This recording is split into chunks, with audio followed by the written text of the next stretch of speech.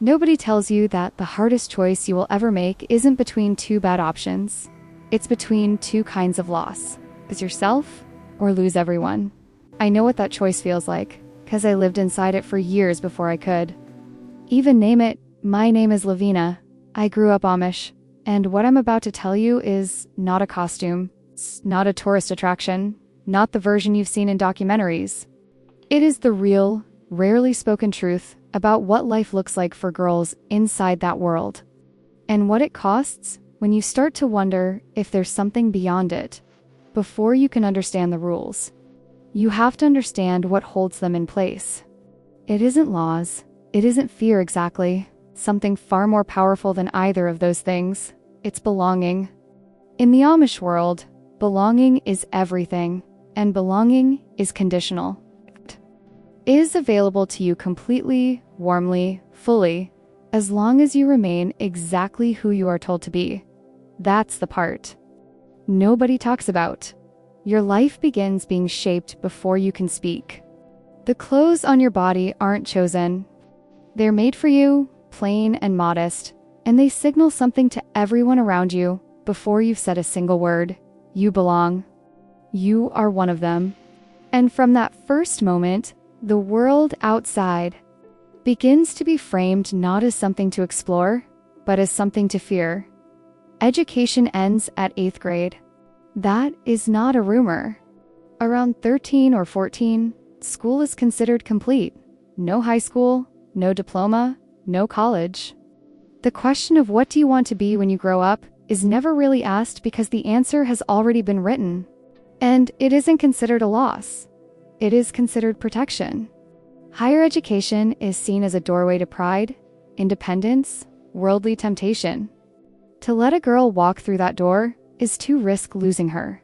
And losing someone to the outside world is the thing that community cannot afford. Music, technology, mirrors, these are not small things when you grow up without them. Secular music is forbidden, the kind that makes you feel something private, something that belongs only to you. That kind of music doesn't exist in your world.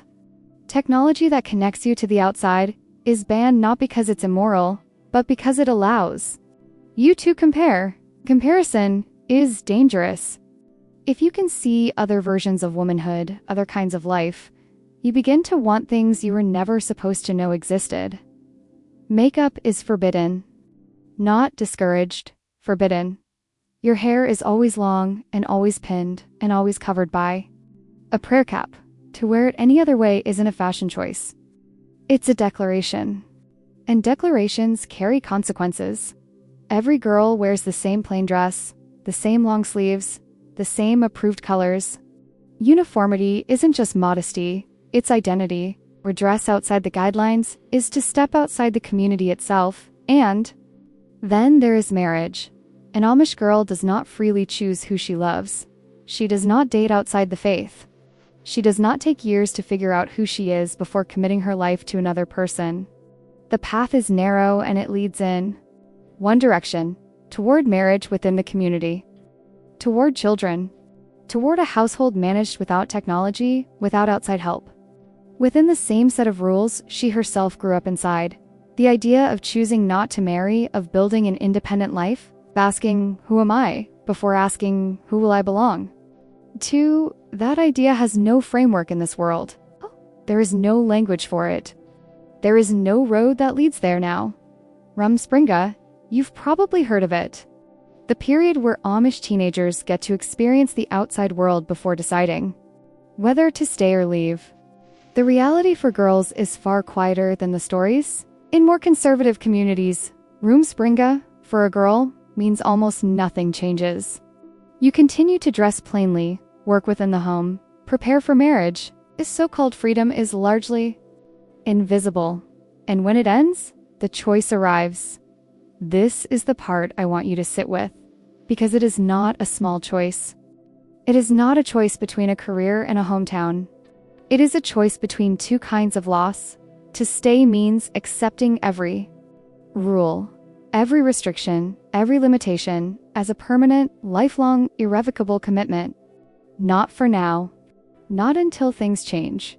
Forever, To leave means losing your family, your community. The only language you have ever used to understand yourself, every face you have ever loved, all at once, with no guarantee of what comes next. Most stay, not always because the rules feel right, because the cost of leaving is simply too great to bear. I understand that. I held that weight for a long time. There were nights I lay awake asking myself a question I had no words for yet. Whether the walls around me were protecting me or containing me. Whether the life I was living was mine or just the shape of someone else's decision that had been handed down until it reached me. Those are the questions that nobody around me was asking. Or if they were, they had buried them too deep to show. I want to be honest about something. Many Amish women love their lives genuinely and deeply. They find real meaning in their faith, in their families, in the quiet and the stability of a world without the noise that surrounds everything outside. The rules that look like a cage from the outside can feel from the inside like a shelter. I know women for whom that is completely true. I don't want to take that from them, but I also know what it feels like to be the girl standing at the edge of a life that was designed without her input. To feel something stirring that your world has no name for. To look at the prayer cap on your head and wonder whether you chose it or whether it chose you. That tension between belonging and becoming is the most honest thing I can offer you from everything I live. You can love a world and still know it wasn't built for the version of you that you were becoming. So the next time you see an Amish girl walking along a country road, hands folded, eyes forward, dressed in plain fabric that hides nothing and reveals everything, pause for a moment.